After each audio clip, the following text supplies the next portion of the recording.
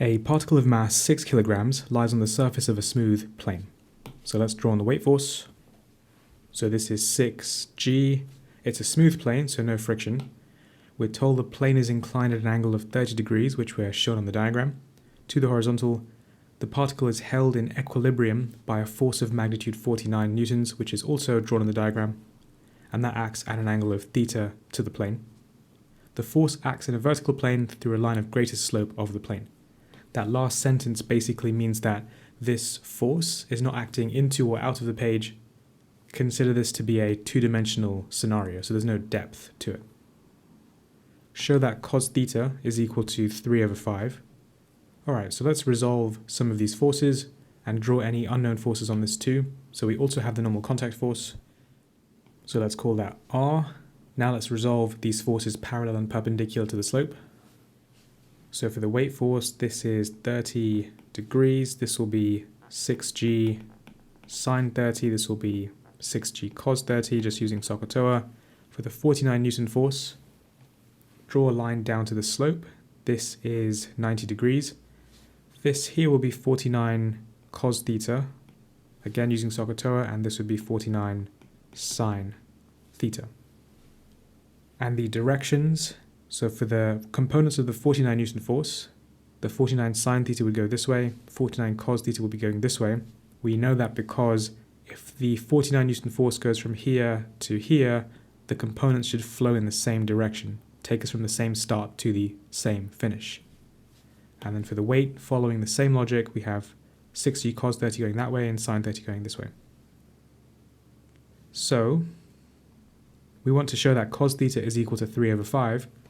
It's in equilibrium, so we know the forces that are perpendicular to the slope will all equal each other, and the forces that are parallel to the slope will also equal each other. So looking at the parallel direction, we only have two forces. We have 49 cos theta going up the slope, and we have the 6g sine 30 going down the slope. Those two things will be equal. So we can say 49 cos theta is equal to 6g sine 30. And then we can rearrange that for cos theta, that's equal to 6g sine 30 over 49. Type this into the calculator, and we end up with 3/5. If we were to resolve the forces perpendicular to the slope, we'd have the 6g cos 30 here, we'd have the 49 sine theta, and we would also have r. So we would have two unknowns, r and theta, in that equation, so we wouldn't be able to get cos theta from that. Okay, part B. Part B says to find the normal reaction between P and the plane, so work out what r is. So now we are looking at that equation perpendicular to the slope. R acts up away from the slope, the 49 sine theta goes into the slope, and the 6g cos 30 also goes into the slope. So what's going upwards will equal those two forces going downwards. So it'll be R is equal to 49 sine theta plus the 6g cos 30. If we think of a triangle where this is theta, if cos theta is equal to 3/5, that would mean that this would be 3, the adjacent, the hypotenuse would be 5. Using Pythagoras theorem, this would be 4, and so sine theta is opposite over hypotenuse would be 4/5. So r would then equal to 49 times 4/5 plus the 6g cos 30, and that gives us r to be 90.1. And for part C, the direction of the force of magnitude 49 newtons is now changed. It's now applied horizontally to P, so that P moves up the plane. The force acts again in a vertical plane through a line of greatest slope of the plane. Find the initial acceleration of P. So our force, 49 newtons, is going towards the right. I'll draw a new force diagram. So there is our new force diagram. We have our weight force, the two components of the weight force, perpendicular and parallel to the slope. The 49 Newton force acts towards the right. R is perpendicular to the slope. This is still 30 degrees. So we want to work out the acceleration. The acceleration will be up the slope. And then we need to think about what is the resultant force up the slope. So we need to resolve the 49 Newton force parallel and perpendicular to the slope.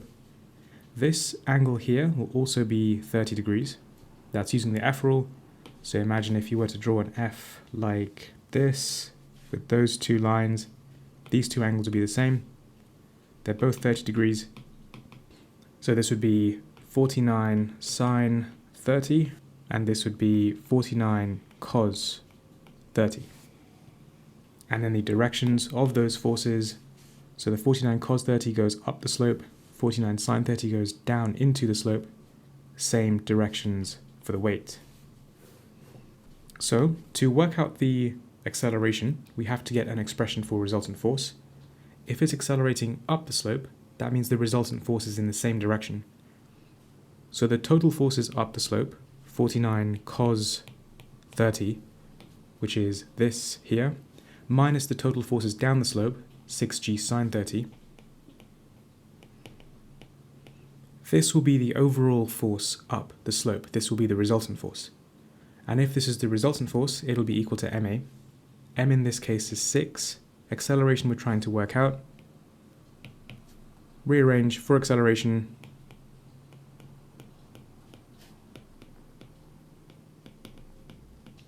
Divide this all by 6. Type this in the calculator. G is again 9.8. And we end up with 2.17 meters per second squared.